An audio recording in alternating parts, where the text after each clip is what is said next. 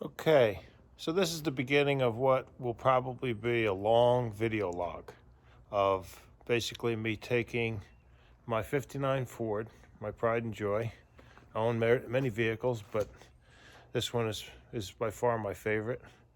I'm going to put it on top of this Denali chassis.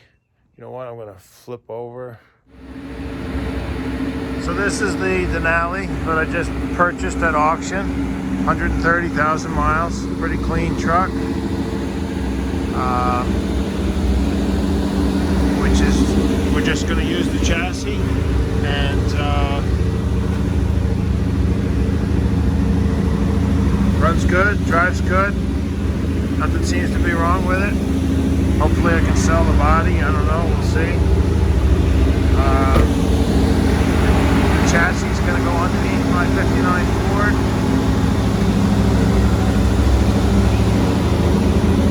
Let me turn it off so you can hear me.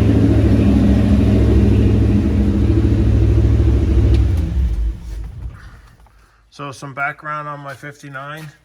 I restored it when I was a kid, frame off restoration. It was beautiful. I'll include some pictures in the video log of when we repurchased it, or I should say my three boys chipped together and repurchased it for me after, geez, probably almost 30 years. My son, Zach, painstakingly, an enormous effort, tracked down the old truck. You know, he's seen my frustration 10 years before that, trying to find the truck, and I struck out. I gave up. That's Zach's car there, Nova. He's putting a 6-speed in it. There it is on the ground there. So the old truck has been my baby for pretty much since I was a teenager. I lost it for a number of years, and now I have it back. Zach and I put a bunch of floor pans and steel on the floor. I'll show you that, the diamond plate. When they bought it back, it was all rusted and pretty much ready for the scrapyard. Zach literally had to dig the truck out when he picked it up. And you know, what I want is to make the truck a reliable driver again. It's a reliable driver now, but you know, it has drum brakes and not really safe to drive my grandchildren around and what have you. So what I want is disc brakes and overdrive transmission, and that's what this truck is going to give me. So let's hope this works out, and I'll include the videos, and you can see where we started and where we end up. So before I start cutting into the old truck, I wanted to show you this interior. My wife helped me with this when we were teenagers. Now we're middle-aged. And of course the Z06 seats I recently put in there. But the interior, yeah, we did this a long time ago and it's lasted. And she burnt her fingers with the hot glue gun, gluing this stuff, and it's still there. And I'll definitely keep that. The floor we're gonna cut out. I'll show you the engine before I get rid of the chassis so you can see what it was. When I had restored it years ago, I had a big block in there. It was, and I'll include pictures. You'll see the pictures. Turbo 400, giving me some trouble.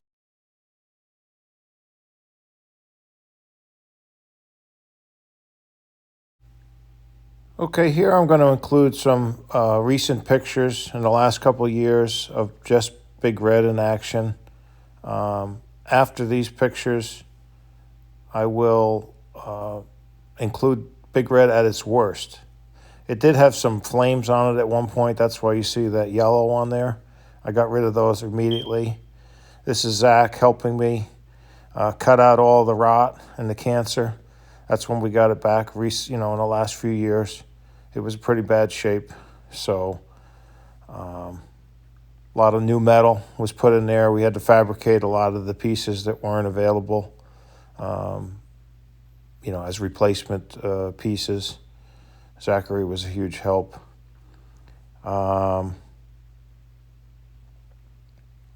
Yeah, a lot of this is going to get cut out when we redo the cab on the new Denali cab, but that's okay. And I'll include on the next video or next log, I guess it'll be a separate video, will be of Big Red the first time around. It wasn't this bad when I redid it when I was a kid. It was much better shape. And here is the Denali before I started taking it apart. Okay, here's a little tip. I had a heck of a time figuring this out, but there's a little button you press to get this pull bar out. They basically slide in, but in order to get that bar out, the only way you're going to get it out is to press on these little white buttons that are on behind the AC vents, up in here and up in here, the little white button. Then you can get the top cover off like this. That was holding me up for a little while, so making a little progress. This is a really important detail that I don't want to forget next time if I do another Yukon or Blazer. This plastic thing that I'm touching with the drop light, that should come out before the steering column.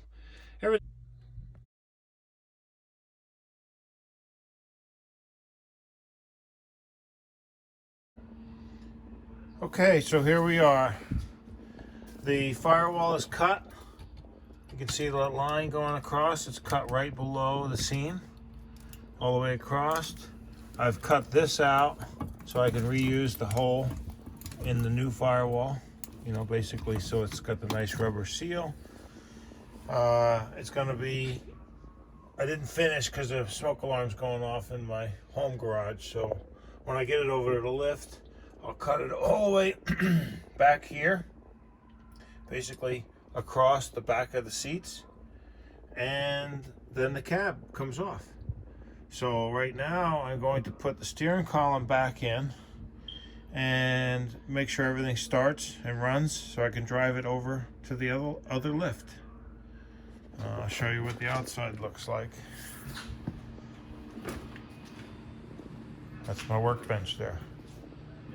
59 Corvette. Anyway, so that's what it looks like from the outside. Okay, air conditioning lines are disconnected, heater hoses, pretty much self-sufficient at this point.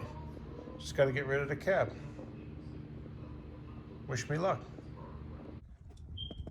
Okay, so now we're ready for liftoff.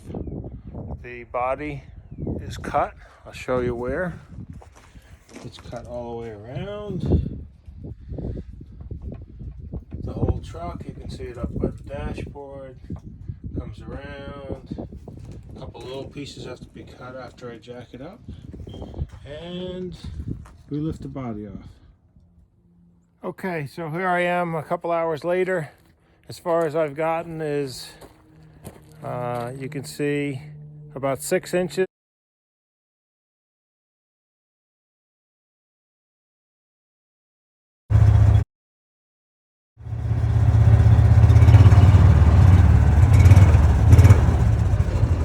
Here I'm trying to pull the chassis out from underneath the body with the gator. It didn't work out. I didn't get the body separated completely until Zach came along. He's always a great help. I get so much done when he happens to pop in.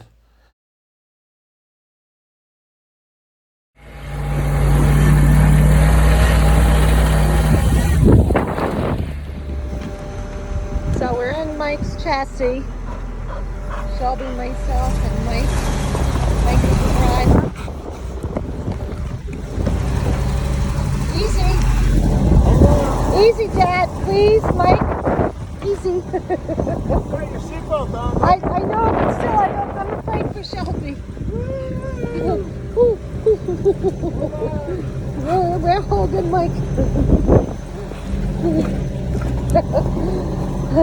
Hold on tight. Mike.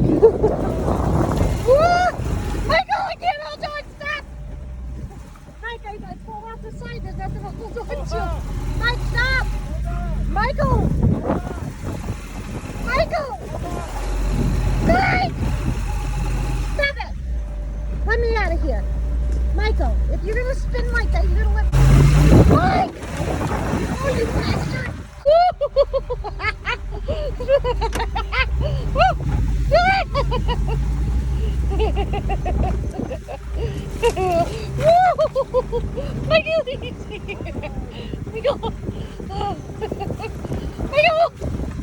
of big trees. Yeah.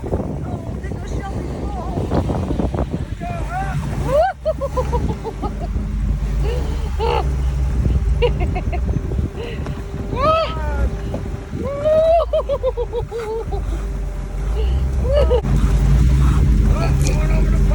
Oh, yeah.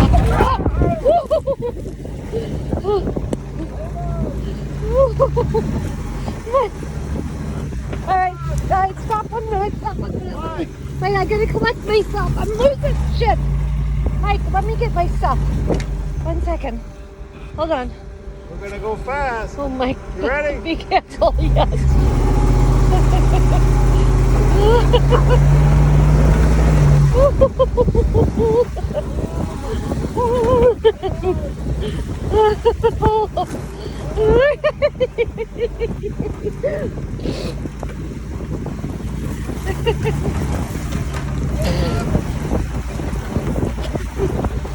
It should have worked goggles.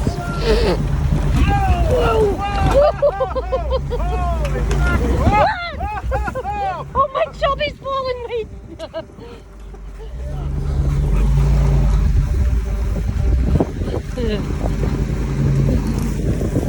Should have worn goggles. Whoa, that's a big dip. Yeah.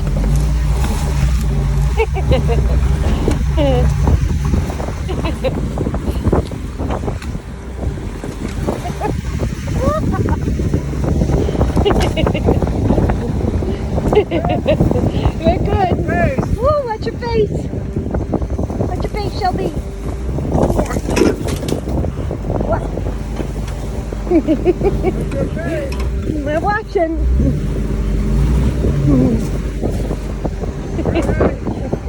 Boy, yeah. Hold on, Shelby. She's got one leg on me. She's got one leg on me. She's holding on. Way out.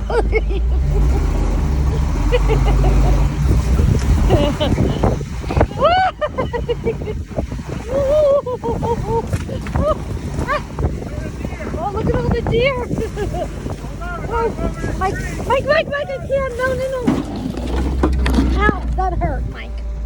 You all right? Yeah, we're good.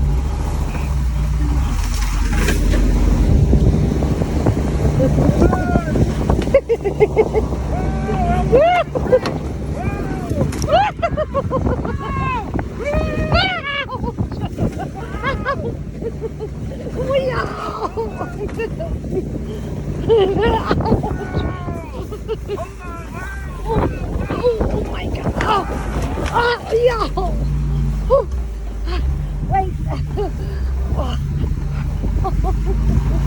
Shelby, sit. Shelby.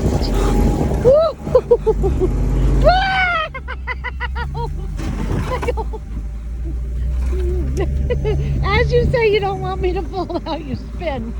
Oh, yeah. Hold on, we're going up the hill. Michael, make sure you can't flip me. Hold on.